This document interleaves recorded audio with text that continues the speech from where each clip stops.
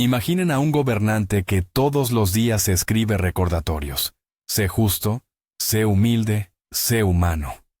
Ahora, imaginen que este mismo gobernante aprueba sangrientas luchas de gladiadores y persigue a personas por sus creencias.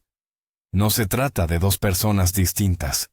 Es Marco Aurelio, el emperador filósofo, cuyo nombre se ha convertido en sinónimo de sabiduría. Pero, ¿fue realmente un buen emperador? ¿O su famoso estoicismo es solo una hermosa cubierta para un libro muy oscuro? En este video, desmantelaremos esa imagen idealizada y observaremos a Marco Aurelio no como filósofo, sino como gobernante.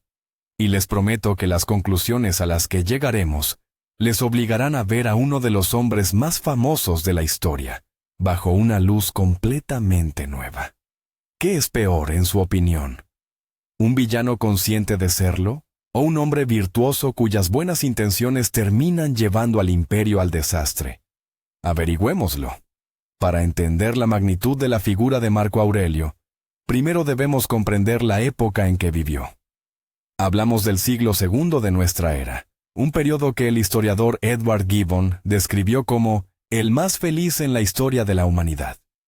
Marco Aurelio fue el último de los llamados 5 buenos emperadores, gobernantes que no transmitían el poder por linaje de sangre, sino eligiendo al sucesor más digno. Este sistema funcionó durante casi un siglo y llevó a Roma a la cima de su poder y prosperidad. Y así, en el año 161, asciende al trono un hombre que, aparentemente, era el menos destinado a ello. No era un general, sino un erudito, un pensador, un seguidor del estoicismo. Una filosofía que enseña el autocontrol, el deber y la aceptación del destino. Los estoicos creían que el mundo estaba regido por un orden racional, el logos, y que el principal objetivo del ser humano era vivir en armonía con ese orden y su propia naturaleza. El gobernante estoico ideal debía ser imparcial, justo y anteponer el bien común a los intereses personales. Suena como la receta para un emperador perfecto, ¿verdad? Pero la realidad, como siempre, resultó ser mucho más compleja. Bien, empecemos por lo bueno. ¿Cómo se ganó Marco Aurelio semejante reputación? En primer lugar, fue un gran reformador del derecho. Contra la imagen de guerrero estoico y severo, Marco Aurelio dedicó una enorme atención a los asuntos civiles. Él presidía personalmente las sesiones del tribunal, llegando a pasar 11 o 12 días seguidos en la corte. Su objetivo era claro: hacer la justicia más accesible y humana. Por ejemplo, introdujo leyes que protegían a los esclavos de la crueldad desmedida de sus amos, algo francamente inaudito para la época.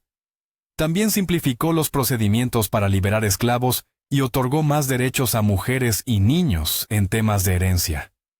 Imaginen la escena: el hombre más poderoso del mundo, el amo de un vasto imperio, sentado allí, examinando pacientemente las disputas de los ciudadanos comunes. Esto no era populismo, sino una adhesión sincera al principio estoico de justicia. Él creía que todos éramos iguales ante la ley, y su deber como emperador era ser el garante de esa igualdad. Esto proyectaba la imagen de un accesible y atento padre de la patria. Siguiendo con la lista de sus acciones ejemplares, es fundamental destacar su política social. Marco Aurelio no se limitó a declarar su preocupación por el pueblo, sino que actuó. Creó fondos especiales para apoyar a huérfanos y a niños de familias pobres, lo que se conoció como las instituciones alimentarias. Fue, en esencia, el primer sistema estatal de asistencia social de la historia. Estos fondos se destinaban a garantizar que los niños pudieran recibir educación y, sobre todo, no murieran de hambre. Además, cuando el Imperio Romano fue azotado por la terrible plaga antonina, una enfermedad que, se estima, pudo ser viruela o sarampión y que cegó millones de vidas, el comportamiento del emperador fue sencillamente ejemplar. Vendió parte de sus bienes personales y patrimoniales del palacio, incluyendo las joyas de su esposa Faustina, para reponer el tesoro imperial y destinar esos recursos a combatir la epidemia y sus secuelas. Él permaneció en Roma, en el epicentro de la enfermedad, compartiendo el destino de su pueblo, mientras que muchos aristócratas huían de la ciudad. Este fue un claro ejemplo del deber estoico en acción. No huir de las dificultades, sino enfrentarlas de frente.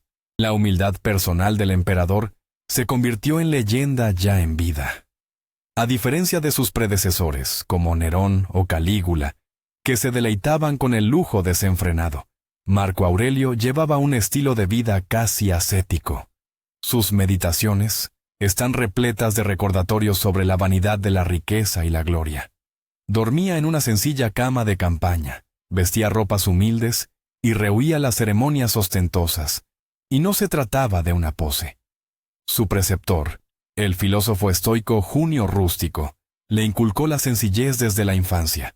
Al convertirse en emperador, mantuvo inalterables sus costumbres. Cuando le proponían erigir otra estatua o arco en su honor, solía negarse, argumentando que el dinero se emplearía mejor en algo útil para el Estado. Este perfil contrastaba drásticamente con la élite romana depravada, y le granjeaba un inmenso respeto entre el pueblo llano y los soldados. No lo veían como un ser celestial, sino como uno de ellos, un hombre que llevaba su carga del mismo modo que la llevaban ellos. Esta virtud personal fue, sin duda, uno de los pilares de su autoridad y popularidad. Pasemos ahora al papel que Marco Aurelio detestaba, pero que se vio obligado a desempeñar durante toda su vida: el de comandante militar. Su reinado, a pesar de la naturaleza profundamente pacifista del propio emperador, fue una guerra casi ininterrumpida. La principal amenaza provino de las tribus germánicas y sármatas en la frontera del Danubio, que iniciaron las llamadas guerras marcomanas. Aquello no fue un simple enfrentamiento fronterizo más. Los bárbaros rompieron las defensas e invadieron el corazón del imperio, llegando incluso hasta la propia Italia. Por primera vez en cientos de años, Roma se enfrentaba a una amenaza de invasión real. Y el filósofo, que prefería los libros y la introspección, se vio forzado a ponerse la armadura y marchar al frente. Pasó la mayor parte de su reinado en la guerra, cerca de 17 años. Dirigió personalmente a sus tropas, vivió en campamentos de campaña, y compartió con los soldados todas las penurias de la vida militar.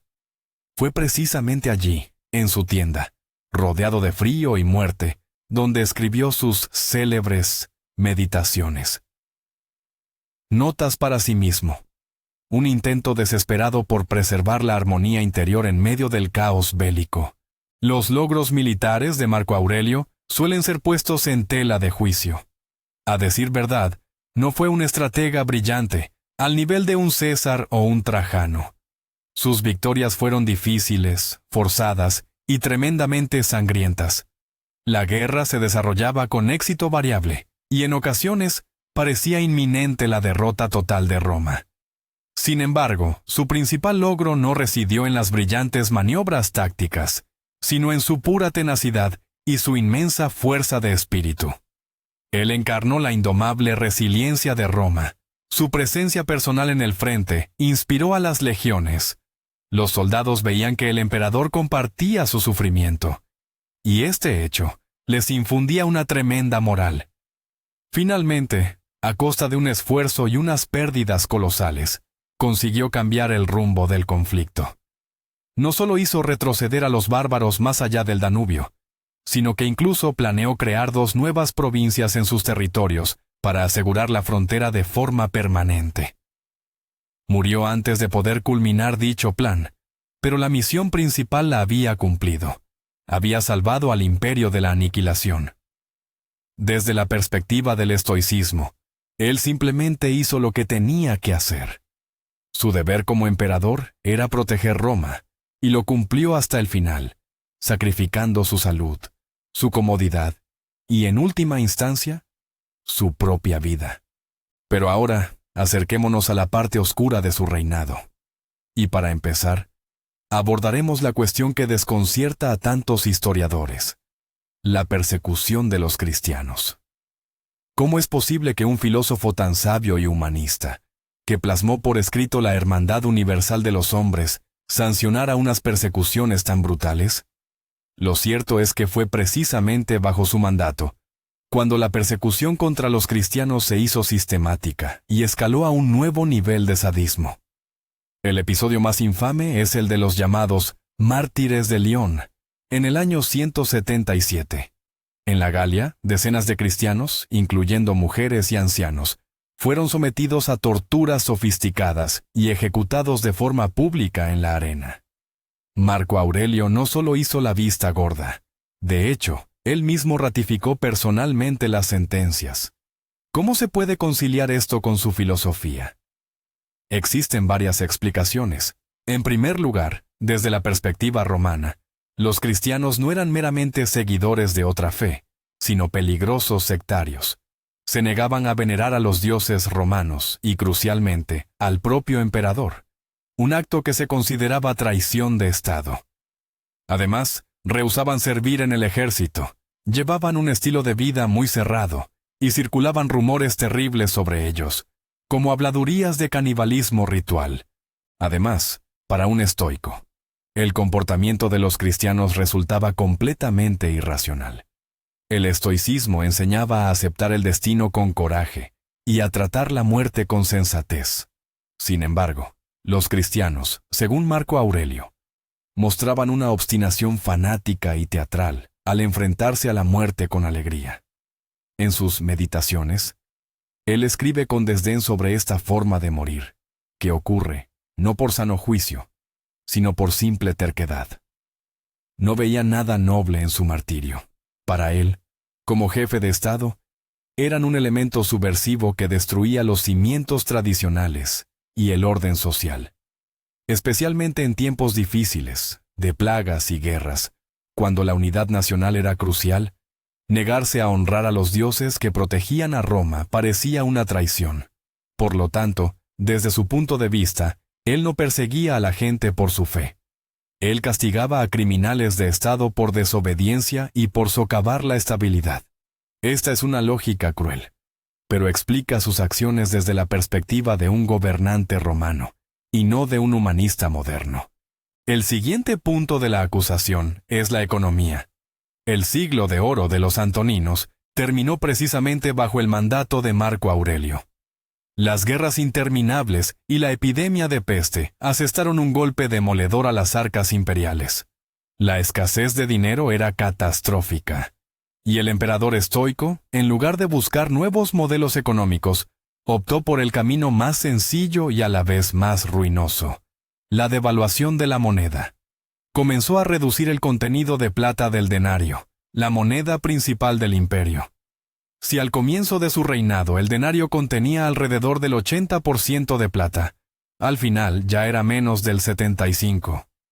En la práctica, esto fue una inflación encubierta. El Estado pagaba a soldados y funcionarios con moneda barata, pero al mismo tiempo exigía que los impuestos se pagaran con monedas de peso completo. A corto plazo, esto permitió financiar al ejército y resistir la guerra. Pero a largo plazo, socavó la confianza en la moneda romana y desató una crisis económica que atormentaría al imperio durante los 100 años siguientes. ¿Tenía otra alternativa? Quizás no. Pero el hecho es innegable. El buen emperador tomó una decisión cuyas consecuencias fueron devastadoras para las generaciones futuras. Y aquí volvemos a encontrarnos con el eterno conflicto entre el filósofo y el gobernante. El estoicismo enseñaba a despreciar la riqueza y los bienes materiales. Tal vez sea por eso que a Marco Aurelio le resultó tan sencillo devaluar la moneda. Para él, no eran más que meros discos metálicos, un instrumento para alcanzar un objetivo superior: salvar el Estado. No era economista y, probablemente, no comprendía del todo las consecuencias a largo plazo de sus decisiones. Su enfoque principal se centraba en la virtud, el deber y la guerra. La economía era, para él, algo completamente secundario. Vendió sus bienes personales para llenar las arcas, dando un ejemplo personal de sacrificio. Pero esto no fue suficiente. El imperio no solo exigía ejemplos morales, sino también una gestión financiera competente. Y en este aspecto, Marco Aurelio no estuvo a la altura de las circunstancias. Su decisión de devaluar la moneda es un ejemplo clásico de cómo las buenas intenciones, en este caso salvar a Roma aquí y ahora, pueden pavimentar el camino hacia el infierno económico. Fue el precio que el imperio pagó por su supervivencia, y resultó ser un precio altísimo. Pero, ¿qué hay del entretenimiento? ¿Podía un hombre que predicaba el autocontrol y la razón realmente aprobar los sangrientos juegos de gladiadores? ¿Sí? ¿Y de qué manera? El gobierno de Marco Aurelio no fue una excepción a esta cruel tradición romana. De hecho, para levantar la moral del pueblo en tiempos de guerra, él llegó a organizar juegos grandiosos que se prolongaban durante semanas. Cientos de gladiadores y fieras salvajes eran liberados en la arena del Coliseo. Es cierto que intentó humanizar el espectáculo de alguna manera. Por ejemplo, ordenaba que a veces se entregaran armas sin filo a los gladiadores, para que los combates fuesen menos letales. Pero estas fueron solo medias tintas. La sangre siguió corriendo a raudales, y el emperador, al igual que todo el pueblo, lo presenció. ¿Cómo se explica esto?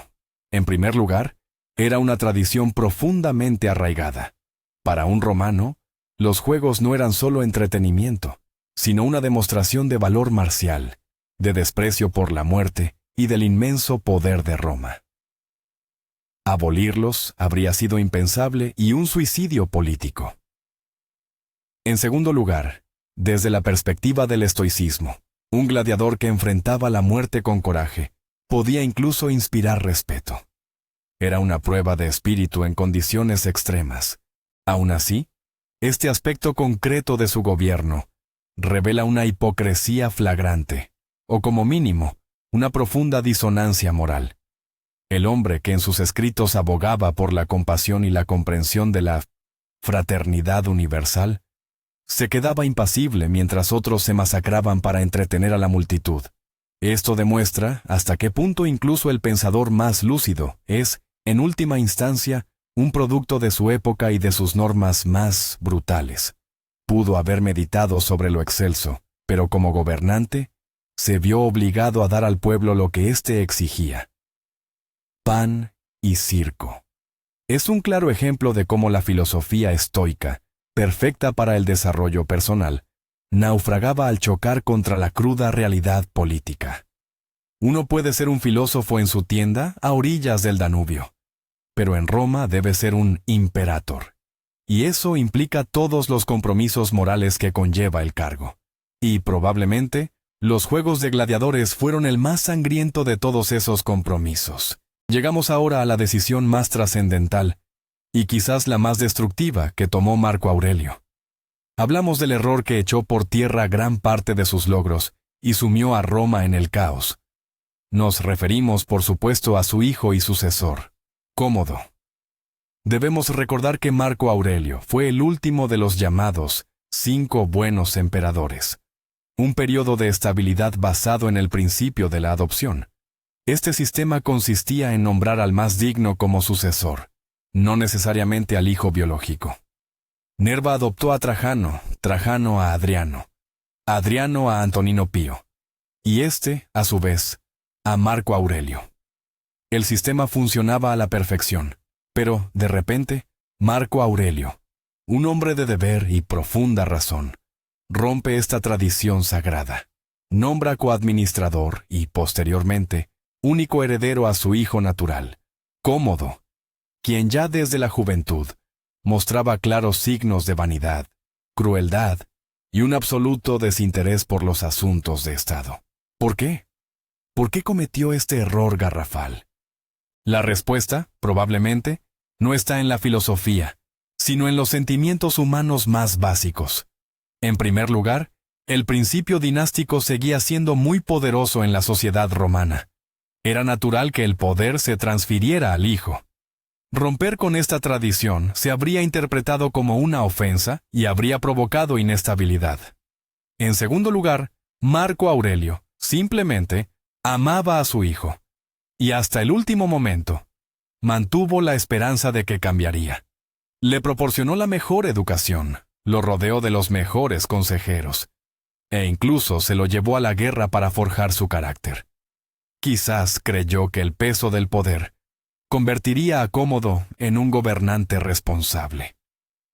Aquello fue una ceguera paternal. Se negaba a ver lo evidente. Su hijo era totalmente inepto para administrar un imperio, y su estoicismo, en este caso, no le sirvió de nada. La filosofía que le enseñaba a ver las cosas tal como eran, sin ninguna clase de ilusión, falló justo cuando se trataba de su propio hijo. Se dejó llevar por las emociones, no por la razón, y esta decisión terminó siendo su fracaso más grande. Las consecuencias de aquella decisión fueron, sencillamente, catastróficas. Apenas Marco Aurelio murió en el año 180, Cómodo puso fin de inmediato a la guerra del Danubio, firmando con los bárbaros una paz sumamente perjudicial para Roma.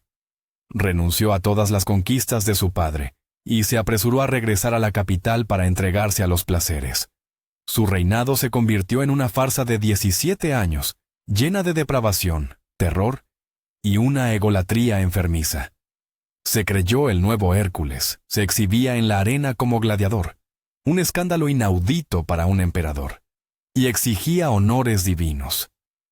Despilfarró todo el tesoro público, y su paranoia lo llevó a la ejecución de numerosos senadores y generales. El gobierno de Cómodo puso fin a la Edad de Oro, y sumió al imperio en una serie de guerras civiles conocidas como la Crisis del siglo III. Paradójicamente, Marco Aurelio, quien luchó toda su vida por la estabilidad y el orden, creó con sus propias manos las condiciones para el caos y la decadencia. Salvó a Roma de los bárbaros externos, pero la dejó a merced del bárbaro interno, su propio hijo. ¿Y cómo encaja el estoicismo con todas estas acciones? Intentemos armar el rompecabezas. La filosofía estoica que Marco Aurelio profesaba pone en el centro 4 virtudes cardinales: la sabiduría, la justicia, el coraje y la templanza. Y si analizamos su vida, vemos que él intentó seguir sinceramente estos principios. Sus reformas legales son una manifestación de justicia. Su modestia personal es templanza. Su comportamiento en la guerra es coraje. Y sus meditaciones son una búsqueda constante e infinita de sabiduría. Pero el concepto clave para él era el deber. El deber hacia Roma, hacia su posición y hacia el logos, la razón universal. Y este deber, desde su perspectiva, lo justificaba todo. Justificaba la crueldad de la guerra, porque el deber del emperador es proteger las fronteras. Justificaba la persecución de los cristianos, porque el deber es preservar el orden social. Justificaba la alteración de la moneda, porque el deber era encontrar los medios para salvar al Estado. El estoicismo se convirtió para él no solo en una fuente de consuelo, sino también en la justificación ideológica de las medidas más severas. Aquí surge una paradoja. El estoicismo convirtió a Marco Aurelio en un buen hombre, pero quizás fue ese mismo estoicismo el que le impidió convertirse en un gran emperador, en el sentido más amplio de la palabra. Su enfoque en la virtud personal y el cumplimiento del deber a veces le impedía ver las consecuencias pragmáticas y a largo plazo de sus decisiones. Estaba demasiado absorto en su lucha interna, en su esfuerzo por seguir siendo un hombre de bien en circunstancias terribles. Pensaba en cómo actuar correctamente en el aquí y el ahora, según su deber, pero no siempre calculaba a dónde conduciría eso en 10 o 20 años. El ejemplo clásico es Cómodo. Su deber como padre, quizás según su propia interpretación, era creer en su hijo y darle una oportunidad. Pero su deber como emperador era asegurar un futuro estable para Roma, incluso a costa de una tragedia personal.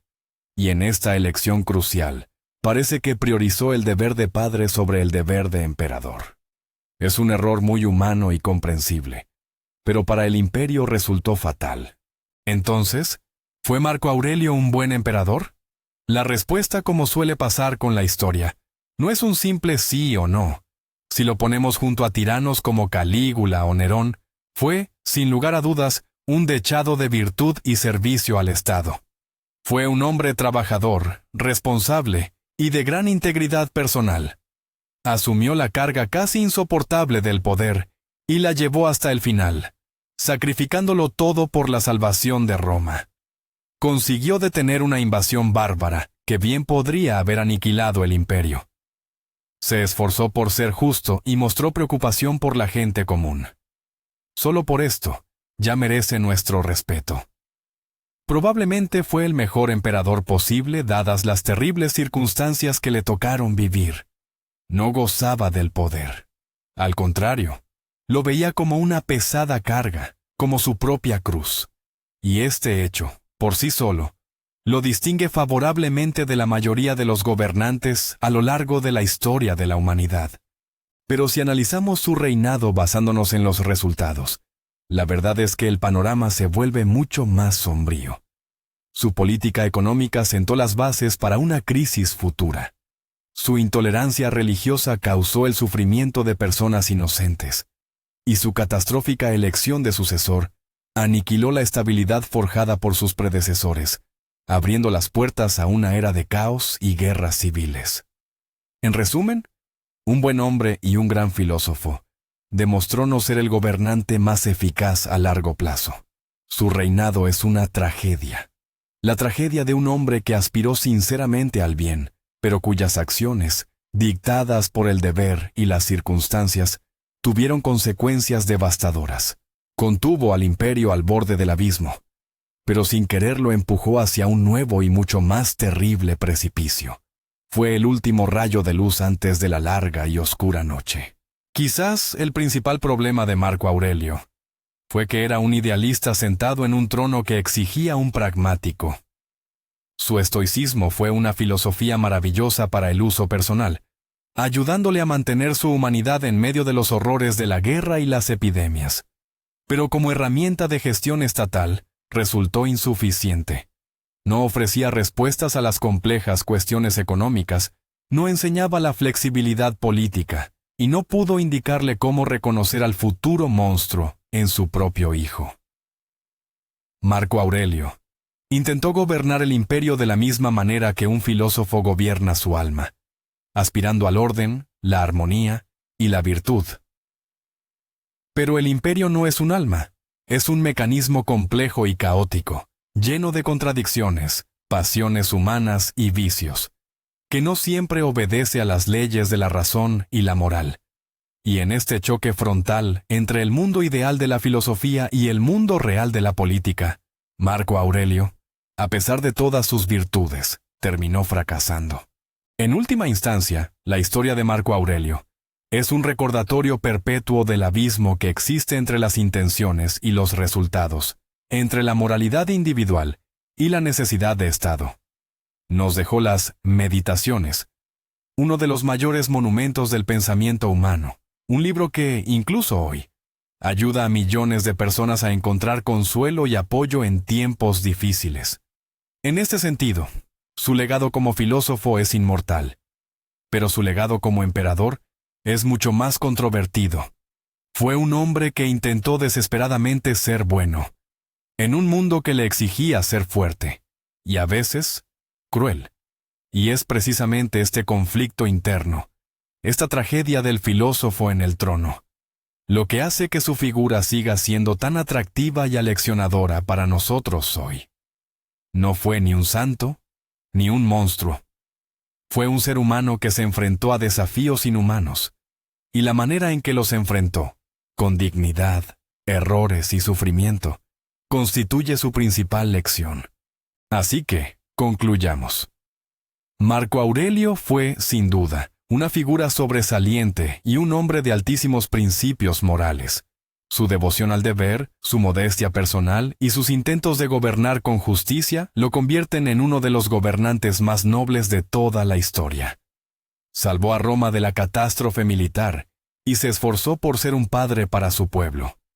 Pero, al mismo tiempo, su reinado estuvo marcado por la crueldad, los errores económicos y, lo más crucial, un error fatal en la elección de su sucesor, lo que sumió al imperio en la oscuridad. Su estoicismo fue su fuerza como hombre, pero quizás se convirtió en su debilidad como emperador, volviéndolo ciego ante ciertas duras realidades de la política. No fue el gobernante ideal de las leyendas, sino una figura compleja y trágica.